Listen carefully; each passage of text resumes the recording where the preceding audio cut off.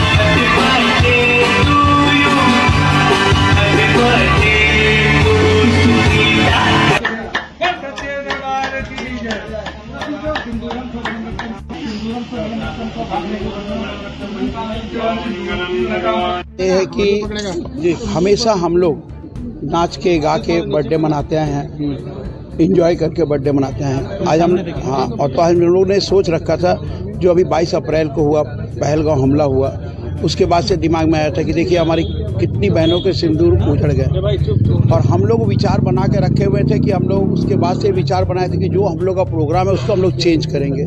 तो मैंने अपना प्रोग्राम चेंज कर दिया और फिर मेरी बहन माधुरी दीक्षित की मेरे दिमाग में सोच आती है, तो उसकी सोच की बदौलत मेरे दिमाग में आया क्यों ना हम कहीं से किसी बच्चियों की शादी कराएं, उनकी मांग में सिंदूर भरवाएं, ताकि कुछ तो कसर पूरी होगी।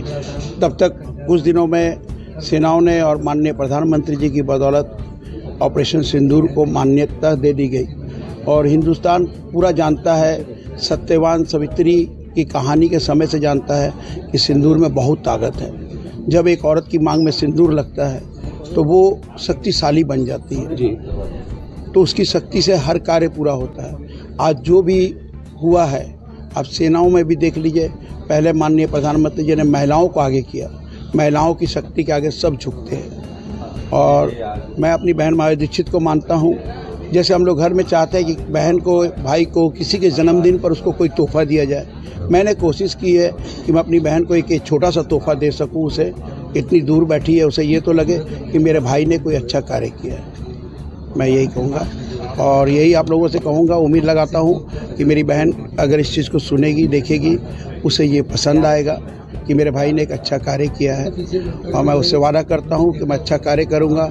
बाकी पूरे हिंदुस्तान में तो चाँद एक ही नज़र आता है, वो मेरी बहन माधुरी दीक्षित है। जितने उसके अगल बगल तारे सितारे डगमगाते हैं, सब उसके फैन हैं। कितने जोड़ियों को शादी करवाई है? आज 3 जोड़ियों की शादी कराई है। कहाँ कहाँ की है? एक चकुलिया की है, एक पटमदा की है, एक यहाँ बागुनाथों के आगे गांव है वहाँ की है। सबसे बड़ी बात इसमें ये है कि ये के पति पहले डेथ कर चुके थे कोरोना में, उसकी हमने शादी कराई है। ये मेरा सौभाग्य था। और जी संकल्प क्या लिया है?